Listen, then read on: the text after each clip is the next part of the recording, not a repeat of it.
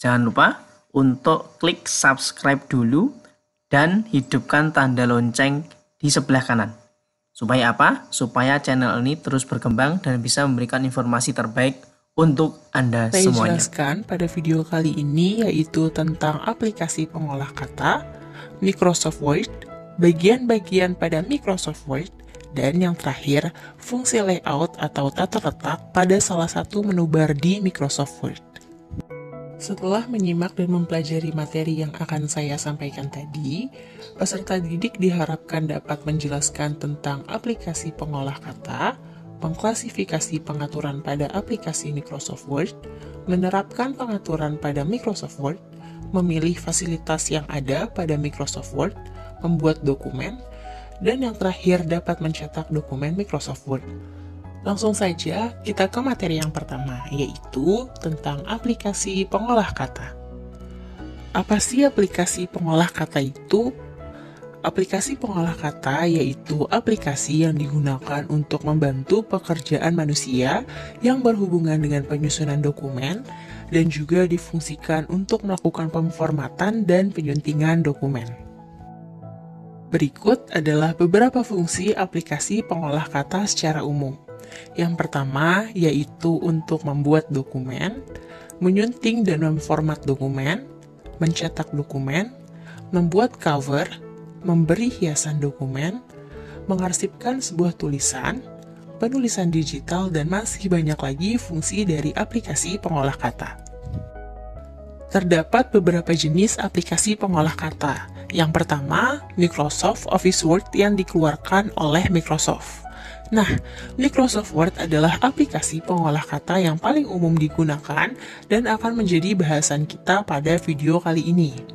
Yang kedua, ada WordPerfect yang dipublikasikan oleh Corel, kemudian ada WordStar yang dipublikasikan oleh MicroPro International, ada OpenOffice Writer, AbiWord, dan yang terakhir ada Keyword yang merupakan proyek dari Keyoffice yang bekerja pada desktop environment. Nah, sekarang kita masuk ke materi selanjutnya, yaitu tentang Microsoft Office Word. Microsoft Word adalah sebuah program yang merupakan bagian dari paket instalasi Microsoft Office, seperti Microsoft Excel, Microsoft PowerPoint, dan lainnya. Nah, Microsoft Word berfungsi sebagai perangkat lunak pengolah kata, meliputi membuat, mengedit, dan memformat dokumen. Microsoft Word pertama kali diperkenalkan pada tahun 1983, tepatnya 25 Oktober 1983 dengan nama Multitool Word. Multitool Word terus berkembang hingga saat ini yang kita kenal dengan Microsoft Word. Berikut adalah gambar perkembangan logo dari Microsoft Word, yang mana tentunya pada setiap perkembangan logo juga terdapat perkembangan fungsi pada aplikasi Microsoft Word.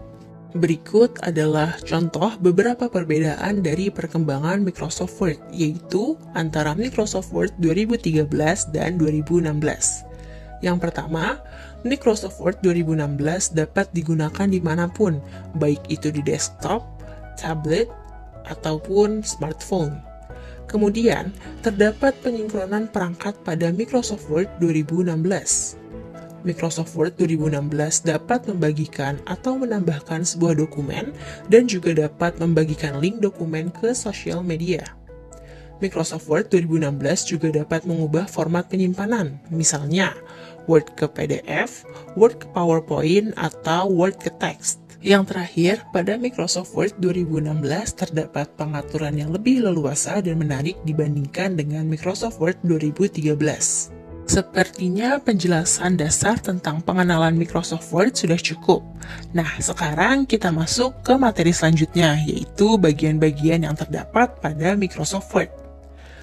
Gambar yang kalian lihat sekarang adalah contoh tampilan lembar kerja pada Microsoft Word 2016, di mana terdapat bagian-bagian, yaitu ada title bar, quick access bar, ribbon menu, minimize, maximize, close, tab menu, ribbon, dialog box, hide ribbon, ruler, page, document information, view button, dan zoom.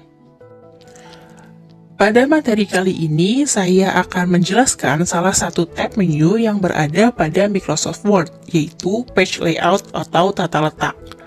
Page Layout adalah tab yang digunakan untuk pengaturan tata letak data dokumen Word yang terdiri dari 3 bagian, yaitu pengaturan halaman atau page setup, mengatur spasi antar baris dan mengatur indentasi atau paragraf, serta membuat kolom pada teks atau arrange.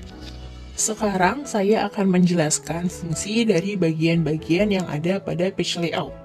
Yang pertama, page setup.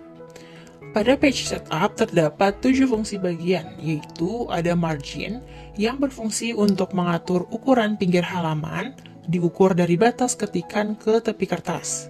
Kemudian ada orientation yang berfungsi untuk mengatur tampilan kertas apakah horizontal atau vertikal. Size yang berfungsi untuk mengatur ukuran kertas yang akan digunakan saat proses cetak atau print nantinya.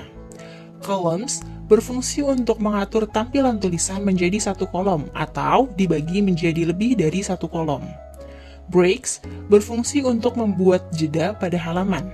Line numbers berfungsi untuk membuat nomor pada setiap baris tulisan. Icon ini biasanya dipakai untuk mengetahui jumlah baris tulisan dalam satu halaman. Yang terakhir ada hyphenation, yang berfungsi untuk memberikan tanda pada akhir ujung tulisan yang menandakan bahwa akan disambung ke baris bawah. Bagian yang kedua yaitu paragraph. Pada bagian ini terdapat 2 bagian utama, yaitu indent dan spacing.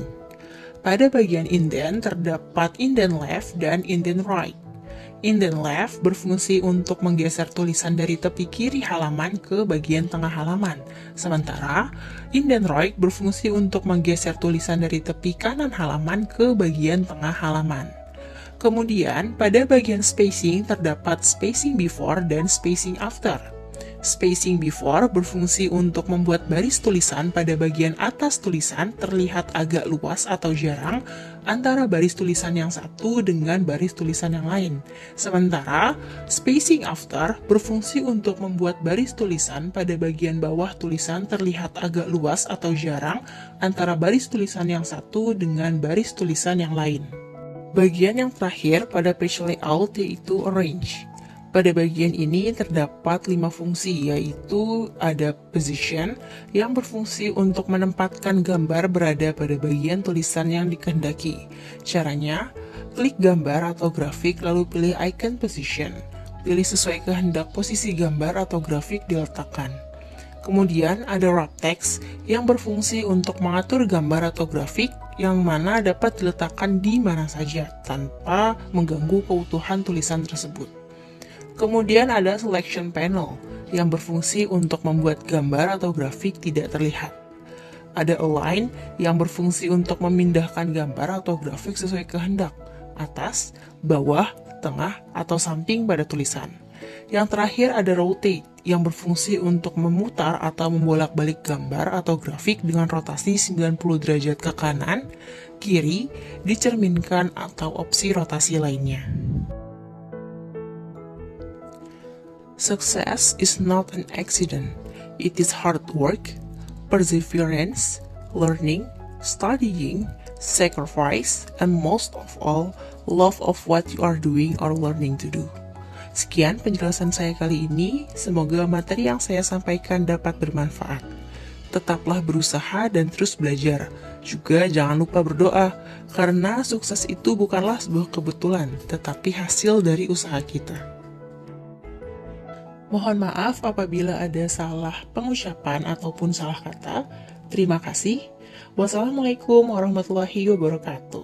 Have a nice day everyone.